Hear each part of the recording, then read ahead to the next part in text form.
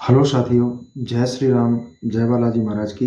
आपका मेरे YouTube channel Hanumant कृपा 0005 में स्वागत है।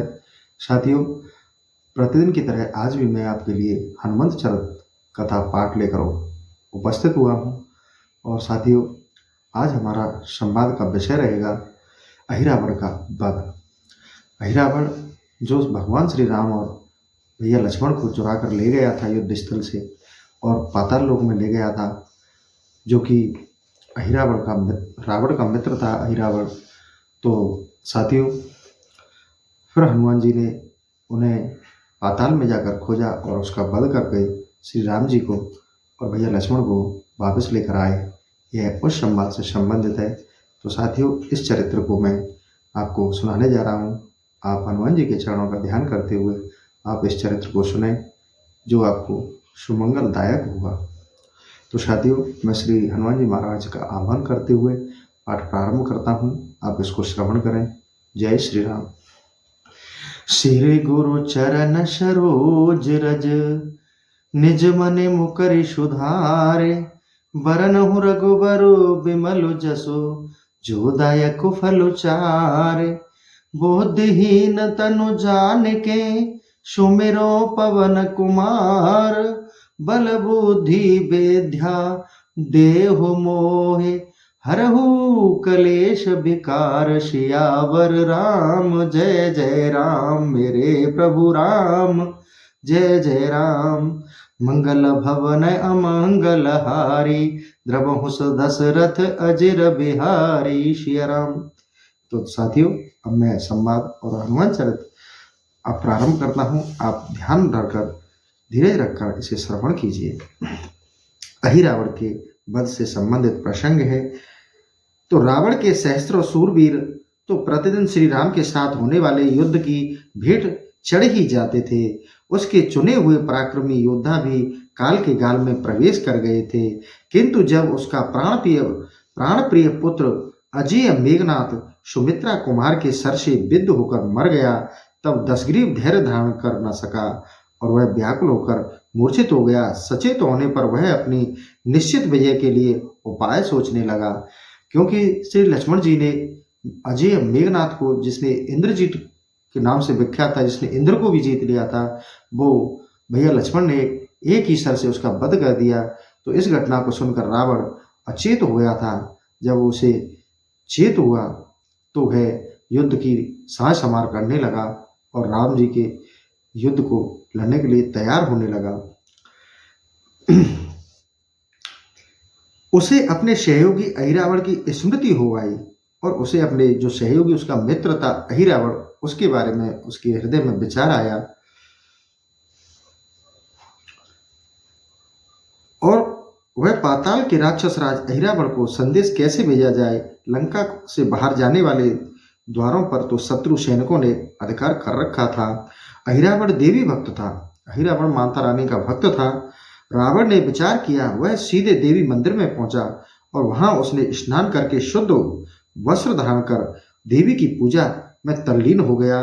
दशानन की आराधना से आकृष्ट होकर अहिरावण वहां तुरंत आ पहुंचा। उसने आदर पूर्वक रावण के चरणों में प्रणाम कर और पूछा कि आपने मुझे कैसे याद किया, कैसे मुझे स्मरण किया। अहिरावण, मैं बड़ी विपत्ति में उलझ गया हूँ। रावण ने कहा, इस विपत्ति से मुझे तुम ही उबार सकते हो। रावण ने अहिरावण से प्रार्थना की, क्या हुआ और मुझे क्या करना है, आज्ञा दीजिए। अहिरावण ने संक्षिप्त उत्तर दिया। अयोध्या नरेश दशरथ के दो पुत्र राम और लक्ष्मण वन में आए थे। दशानन ने बताया, उन्होंने मेरी बहन शूर्पणखा के नाक कान काट डाले और खरदूषण को मार डाला। इस पर क्रुद्ध होकर मैंने उनकी पत्नी सीता का हरण कर लिया है। बस इस बात का युद्ध छिड़ गया। इस युद्ध में मेरे एक से एक वीर योद्धा मारे गए हैं, यहाँ तक कि कुंभकर्ण मेघनाथ भी नहीं बचे। अब मैंने असहाय होकर तुम्हारा स्मरण किया है। आपने सीता का हरण कर उचित कार्य नहीं किया, अहिरावण ने कहा। अहिरावण ने मन की बात स्पष्ट कह दी। आप वीरता पूर्वक श्री राम से युद्ध करते, यह तो शोभा की बात थी, किंतु उनकी सहधर्मिणी का हरण कर आपने अनीतिपूर्ण कार्य किया है, यह अहिरावण ने रावण से कहा। इसका परिणाम तो शुभ हो ही नहीं सकता। दूसरे खरदूषण कुंभकर्ण और इंद्रजीत को मारने वाला सामान्य पुरुष नहीं होगा। किंतु आप मुझे आज्ञा दीजिए, मैं क्या करूं? रावण ने कहा, और कुछ नहीं, तुम किसी प्रकार केवल राम और लक्ष्मण को अपनी पुरी में ले जाओ और वहां उनका वध कर डालो। फिर ये बानर भालू तो स्वतः ही भाग जाएंगे। इसी प्रकार मेरी रक्षा हो सकेगी। आपके संतोष के लिए मैं यह करूंगा। अहिरावण ने कहा। राक्षस राज सुग्रीव को आश्वासन दिया राक्षस राज दशग्रीव को आश्वासन दिया और आकाश में प्रकाश देखते ही आप समझ लीजिएगा कि मैं निर्विघ्न दोनों भाइयों को लिए जा रहा हूँ। राक्षस कुल शिरोमणि रावण के चरणों में प्रणाम कर अहिरावण अपने उद्देश्य की पूर्ति के लिए निकल पड़ा। रात्रि का समय था। दिन भर के युद्ध से थकी श्री राम जी की सेना शयन कर रही थी। सर्व सिद्धि में आंजनेय का पहरा था। उन्होंने अपनी पूंछ बढ़ाकर बानर भालुओं की विशाल वाहिनी को घेरे में ले लिया था। पूंछ की प्राचीर को पार कर भीतर प्रवेश करना किसी के लिए सहज संभव नहीं था। अहिरावण सहम गया।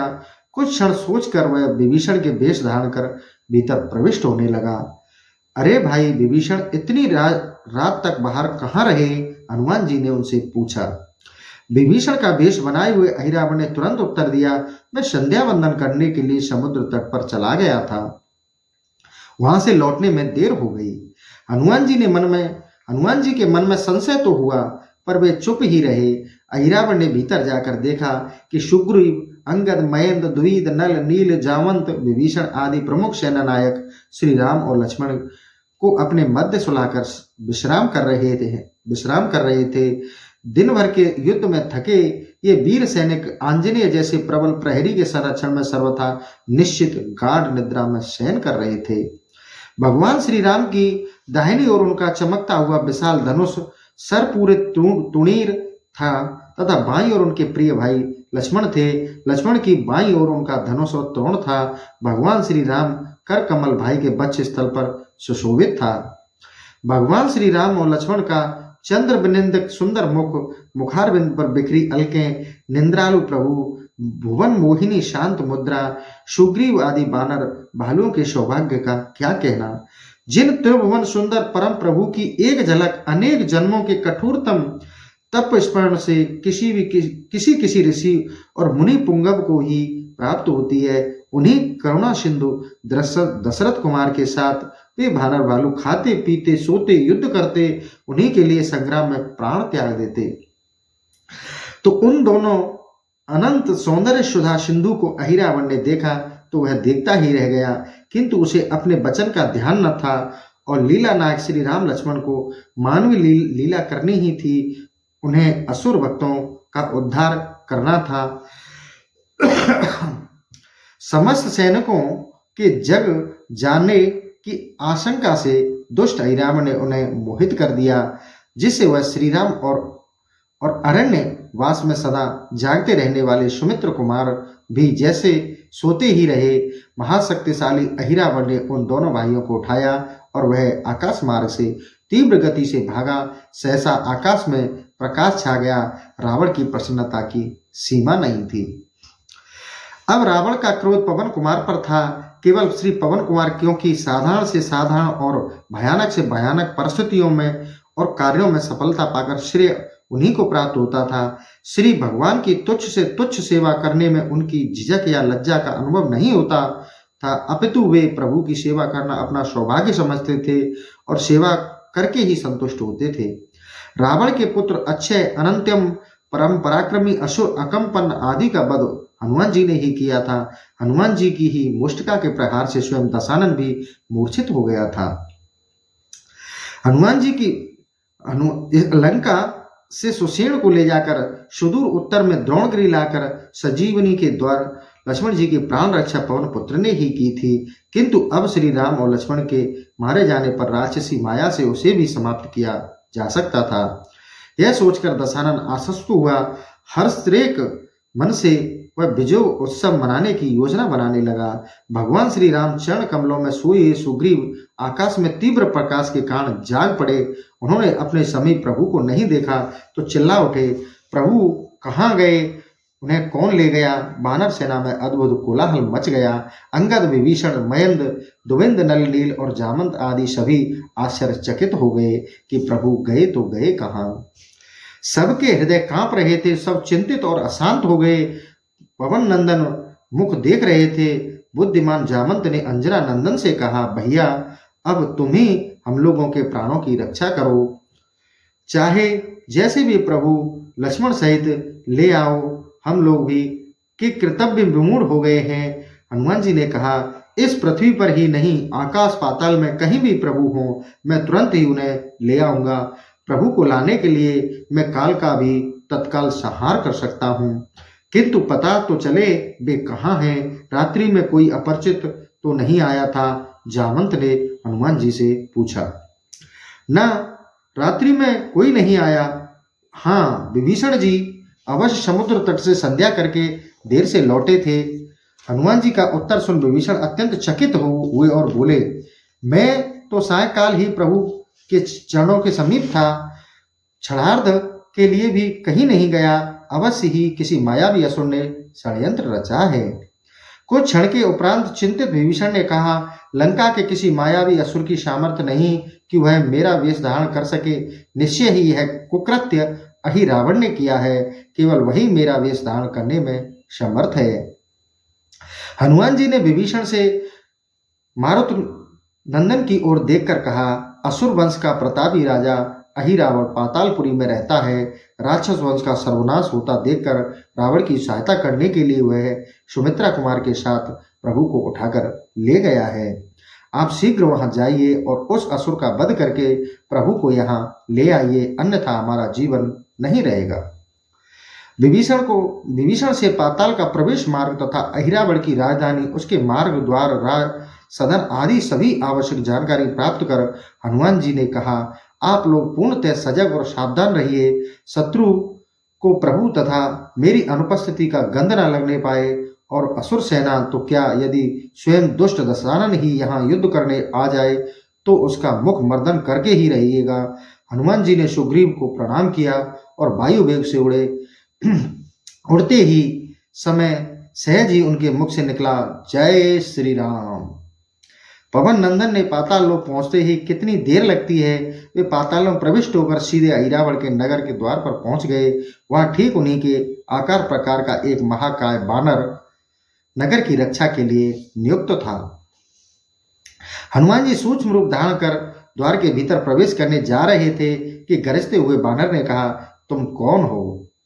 सूक्ष्म रूप धारण कर चोरी से कहाँ जा रहे हो? मेरे यहाँ रहते तुम द्वार के भीतर कदापि प्रवेश नहीं कर सकते। मेरा नाम मकरध्वज है। और कान खोलकर सुन लो, मैं महापराक्रमी बजरंगबली हनुमान का पुत्र हूँ। बजरंगबली हनुमान का पुत्र हूँ। हनुमान जी ने चकित होकर पूछा, अरे हनुमान तो बाल ब्रह्मचारी हैं, तुम उनके पुत्र कहाँ से आ गए? मकरध्वज ने उत्तर दिया, मेरे पिता जब लंका दहन के अनंतर समुद्र में पूंछ बुझाकर स्नान कर रहे थे, तब श्रम के कारण उनके शरीर से स्वेद झर रहा था। वही स्वेद युक्त जल एक मछली पी गई। वह मछली पकड़कर मेरे स्वामी अहिरावण को भोजनागार में लाई गई। काटते समय उसके उधर से मेरी उत्पत्ति हुई। अहिरावण ने ही मेरा पालन पोषण किया और अब उन्हीं के आदेश से मैं उनके इस वैभवशाली नगर की रक्षा करने में तत्पर रहता हूँ। बेटा हनुमान, तो मैं ही हूँ। हनुमान जी ने अपने विशाल रूप में प्रकट हो गए। मकरध्वज ने उनके चरणों में प्रणाम किया।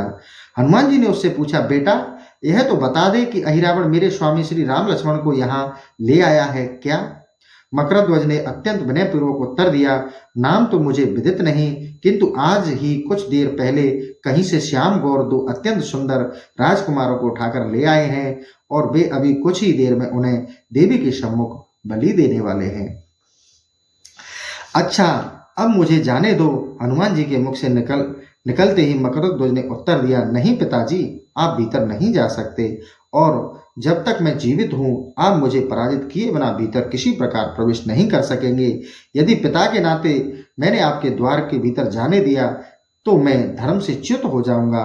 मैं अपने स्वामी के साथ विश्वासघात कदापि नहीं कर सकता।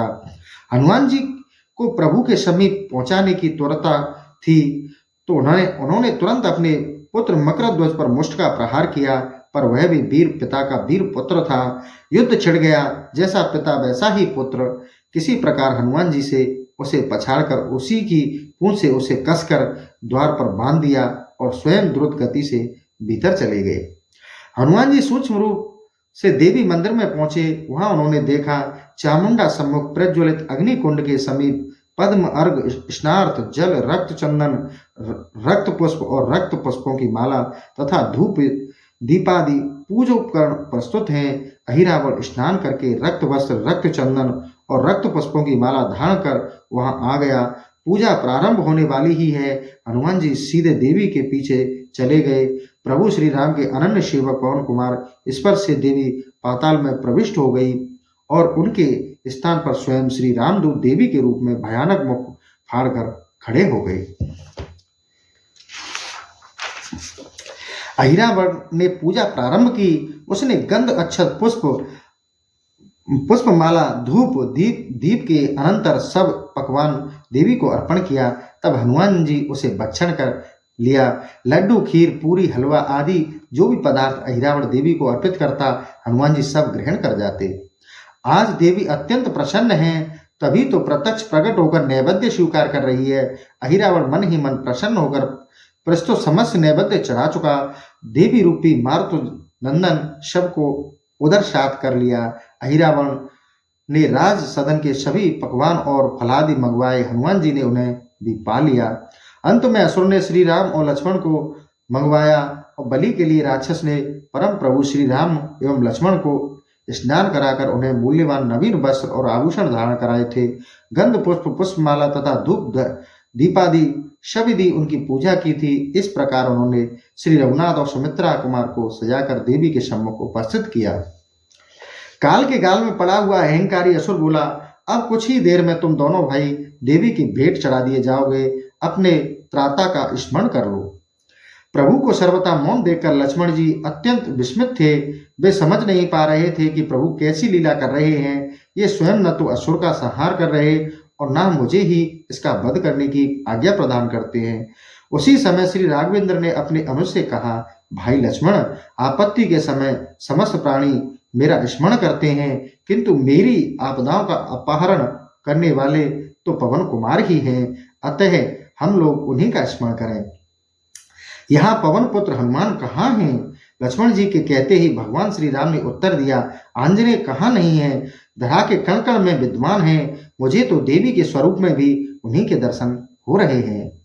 सुमित्र कुमार ने देवी की ओर दृष्टि उठाई ही थी कि बजरंग बली हनुमान जी घोर गर्जना की। ऐसा प्रतीत हुआ मानो उस गर्जना से आकाश फट जाएगा। संपूर्ण पातालपुरी कांप उठी। राक्षसों सहित वीर अहिरावण के नेत्र मुद गए। इतनी ही देर में हनुमान जी एक ही झटके से अहिरावण के हाथ से तलवार छीन ली और श्री राम और लक्ष्मण अपने कंधों पर बैठा कर असुरों का वध करने लगे। सहसा कैसे क्या हो गया?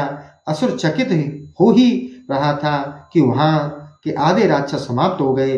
भयानक मूर्ति हनुमान जी प्राण बचाकर राक्षस भाग जाना चाहते थे, किंतु पवन कुमार अपनी पूंछ लंबी करके चतुर्दिक उसका इतना विशाल प्राचीर बना दिया था कि एक भी राक्षस भागकर अपना प्राण नहीं बचा सका। सभी मार डाले गए। अहिरावण कुपित होकर अपनी दूसरी तीक्ष्ण तलवार से हनुमान जी पर आक्रमण किया, किंतु रुद्र के अवतार बजरंगबली पर लगकर उसकी तलवार टूट गई। अब क्रुद्ध हनुमान जी ने अपने हाथ की तलवार से एक ही झटके से अहिरावण का मस्तक उतार दिया। रक्त का फव्वारा छोड़ता हुआ और नाचता हुआ उसका कबंध पृथ्वी पर और मस्तक प्रज्वलित अग्निकुंड में गिर पड़ा। इस प्रकार असुर का अभन पूर्ण हुआ।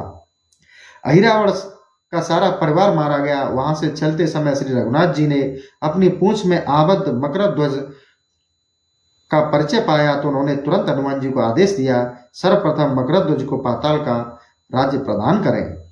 हनुमान जी ने मकरध्वज को राज तिलक देकर कहा, बेटा तुम धर्म पूर्वक शासन करते हुए सदा सर्वदा मेरे स्वामी सीताराम का स्मरण करते रहना। मकरध्वज ने भगवान श्री राम और लक्ष्मण जी के दुर्लभतम चरण कमलों की रज माथे पर चढ़ाई और अपने पिता को प्रणाम कर उन्हें आदर पूर्वक विदा किया। हनुमान जी अपने प्रभु श्री राम और लक्ष्मण को अपने कंधों पर बैठाकर तीव्र गति से लंकापुरी की ओर उड़े। इधर बानर भालुओं का दुख का पार नहीं था। सभी चिंतित और दुखी अशांत थे। उनकी व्याकुलता उत्तर उत्तर बढ़ती जा रही थी कि सबने हनुमान जी का हर्षोल्लास स्वर सुना, जय श्री राम। वानर भालुओं ने प्रसन्न होकर देखने के लिए अपने अपने नेत्र ऊपर उठाए तो कि उग्र वेग हनुमान जी श्री राम लक्ष्मण के साथ उनके मध्य उपस्थित हो गए। वानर भालू हर्षोल्लास में गर्जन करने लगे, भगवान श्री राम की जय, सुमित्रा नंदन की जय, पवन पुत्र हनुमान की जय। सुग्रीव की सेना में प्रसन्नता की लहर उमड़ रही थी और उधर इस जय घोष सुनकर दुष्ट दशानन का मुख मलिन हो गया। जय श्री राम, जय बालाजी महाराज की। तो साथियों, ये था हनुमान जी का एक छोटा सा चरित्र जिसमें अपने प्रभु अपने इष्ट को अहिरावण दैत्य से बचाकर वापस लाए और पाताल के में जो दैत्य थे, जो दुष्ट बुद्धि थे, जो उनका सभी का वध कर और खुद अहिरावण का वध कर और अपने पुत्र मकरध्वज को वहाँ का राजा घोषित कर, राज तिलक कर और उसे पाताल का सुरक्षा करनी और एक राजा बनाकर स्थापित कर पद पर बैठाकर आए और अपनी सेना को हर्षोल्लास में पाया और अपने प्रभु को सुरक्षित लाकर उन्हें रावण से युद्ध करने के लिए तैयार हुए। तो ये था श्री हनुमान जी महाराज का एक छोटा सा चरित्र। कल फिर आपके लिए मैं दूसरा एक चरित्र लेकर उपस्थित होऊंगा। तब तक के लिए साथियों, आपसे निवेदन है कि मैं अब टॉपिक को यहीं समाप्त करता हूं। साथियों, एक आपसे और निवेदन करूंगा कि आप कमेंट में जय श्री राम जय बालाजी महाराज नहीं लिखते हैं तो कृपया करके आप जय श्री राम जय बालाजी महाराज अवश्य लिखा करें। इसी के साथ मैं अपने इस सेशन को यहीं समाप्त करता हूं। जय श्री राम, जय बालाजी महाराज की।